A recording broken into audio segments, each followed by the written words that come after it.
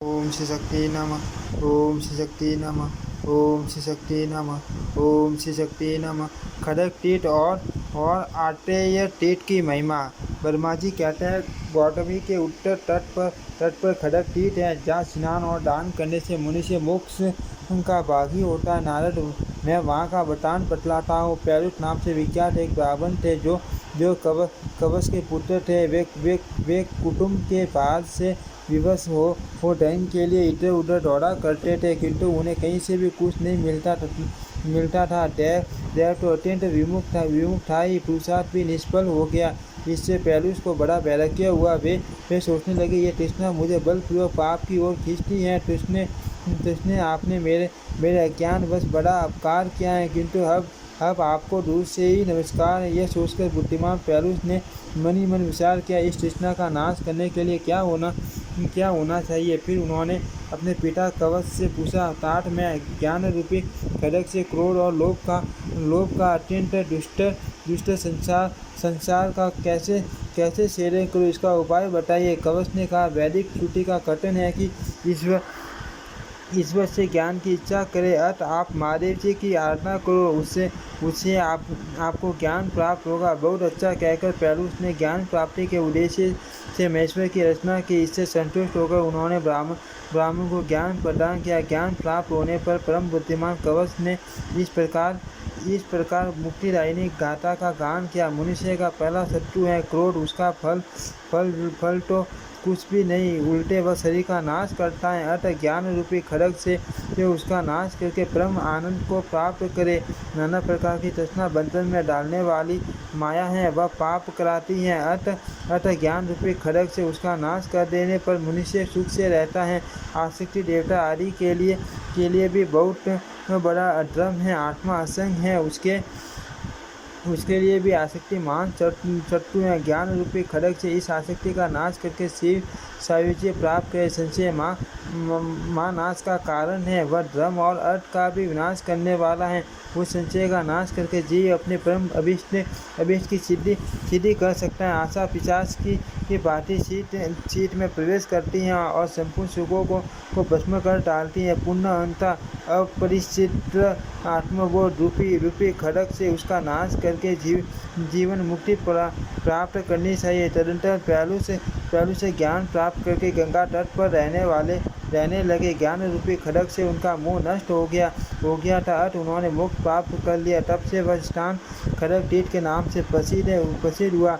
ज्ञान तीर्थ, कवच तीर्थ, प्यालुस तीर्थ और सर्व कामद तीर्थ आदि 6000 तीर्थ वहाँ वास करते हैं, जो पाप राशि के नाशक और अभिष्ट वस्तु के दाता हैं।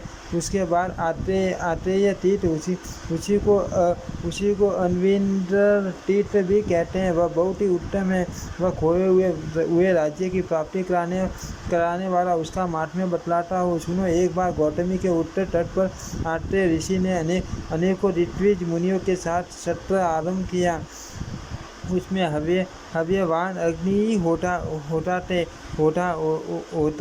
थे। इस प्रकार सत्र पूरा होने पर मर ऋषि ने माहेश्वरी इष्टि का अनुष्ठान किया। इससे अनिमा आदि 8 प्रकार के ऐश्वर्य की प्राप्ति हुई तथा उनमें से सर्वथा आने जाने की शक्ति हो गई। वे परम मनोहर इंद्र, भवन, स्वर्ग लोक तथा रसातल में अपनी तपस्या के प्रभाव से आने जाने लगे। एक समय वे इंद्रलोक में गए। वहाँ उन्होंने देवताओं से घिरे हुए इंद्र को देखा, जो अप्सराओं का उत्तम नृत्य देख रहे थे। सिद्ध और सात्यगण उनकी स्तुति कर रहे थे। वह सब देखकर पुनः अपने आश्रम पर लौट आए। कहाँ पवित्र गुणों वाले रत्नों से भरी हुई अत्यंत रमणीय इंद्रपुरी और कहाँ श्री इन सुवर्ण रहित अपना आश्रम। ये देखकर ब्राह्मणों को अपने आश्रम से वैराग्य सा हो गया। उनके मन में शीघ्र ही देवताओं का राज्य प्राप्त करने की अभिलाषा हुई। तब उन्होंने अपनी प्रिया से कहा, देवी, हक में उत्तम से उत्तम फल मूल भी चाहे, वे कितने ही अच्छे ढंग से क्यों न बने हो, नहीं खा सकता। मुझे तो स्वर्ग लोक के अमृत परम पवित्र पक्षीय भोजन, श्रेष्ठ आसन, स्तुति, दान, सुंदर सभा, वस्त्र, शस्त्र, मनोहर वस्त्र, अमरावती पुरी और नंद वन की याद आती है। यो कहकर महात्मा आत्रेय ने तपस्या के प्रभाव से विश्वकर्मा को बुलाया और इस प्रकार का, महात्मन मैं इंद्र का पद चाहता हूँ, आप शीघ्र ही यहाँ इंद्रपुरी का निर्माण कीजिए। इसके विपरीत यदि आपने कोई बात मुझसे निकाली तो मैं निश्चय ही आपको भस्म कर डालूंगा। आत्रेय के योग कहने पर प्रजापति विश्वकर्मा ने तत्काल वहाँ मेरु पर्वत, देवपुरी, कल्प वृक्ष, कल्पलता, कामधेनु, वज्र आदि मणियों से विभूषित सुंदर तथा अत्यंत चित्रकारी किए हुए ये ग्रह बनाए। इतना ही नहीं, उन्होंने सर्वांग सुंदरी शशि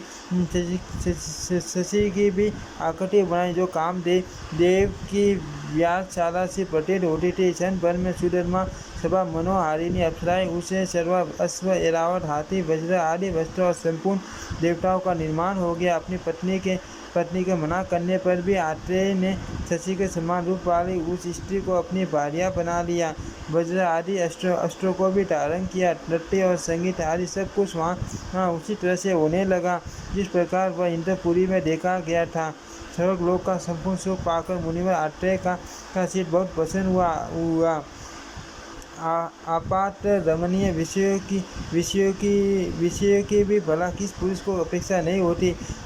दैत्यों और दानवों ने जब सबक का वैभव पृथ्वी पर उतरा हुआ सुना, तब उन्हें बड़ा क्रोध हुआ। वे परस्पर कहने लगे, क्या कारण है कि इंद्र स्वर्ग लोक को छोड़कर पृथ्वी पर सुख भोगने के लिए आया है। हम लोग अभी वृत्तासुर का वध करने वाले उस इंद्र से युद्ध करने के लिए चले। ऐसा निश्चय करके असुरों ने वहां आकर महर्षि आत्रेय को और उनके द्वारा निर्मित इंद्रपुरी को भी घेर लिया। फिर तो उन पर बड़े बड़े शस्त्रों की मार पड़ने लगी। इससे भयभीत होकर आत्रेय ने कहा, मैं इंद्र नहीं हूँ, मेरी यह भार्या भी शशि नहीं है। न तो यह इंद्रपुरी है और न यहाँ इंद्र का नंद वन है। वक्र, अंतरा, वज्रधारी और शस्त्र नेत्रों वाले इंद्र तो स्वर्ग में ही है। मैं तो वेद वेता ब्राह्मण हूँ और ब्राह्मणों के साथ ही गौतमी के तट पर निवास करता हूँ। गुरुदेव की प्रेरणा से मैंने ये कर्म कर डाला, जो न तो वर्तमान काल में सुख देने वाला और न भविष्य में ही। असुर बोले, मुनिश्रेष्ठ आत्रेय, यह इंद्र का अनुकरण छोड़कर यहाँ का सारा वैभव समेट लो, तभी आप कुशल से रह सकते हो, अन्यथा नहीं। आत्रेय ने कहा, मैं अग्नि की शपथ खाकर सच कहता हूँ, आप लोग जैसा कहेंगे वैसा ही करूँगा। दैत्यों से यो कहकर वे पुण्य विश्वकर्मा से बोले, प्रजापति, आपने मेरी प्रसन्नता के लिए जो इंद्र पद का निर्माण किया था, इसका फिर रूप श्रृंगार कर लीजिए और ऐसा करके मुझे ब्राह्मण मुनि की शीघ्र रक्षा कीजिए। मुझे फिर अपना वही आश्रम लौटा दीजिए जहाँ मृग, पक्षी, वृक्ष और जल हैं। मुझे इन दिव्य भोगों की कोई आवश्यकता नहीं है। शास्त्रीय मर्यादा का उल्लंघन करके प्राप्त की हुई कोई भी वस्तु सुगत नहीं होती। बहुत अच्छा कहकर प्रजापति ने उस इंद्रपुरी के वैभव को समेट लिया। उस देश को निष्कंटक बनाकर दैत्य फिर अपने स्थान को चले गए। विश्वकर्मा भी हंसते हंसते अपने धाम को पधारे।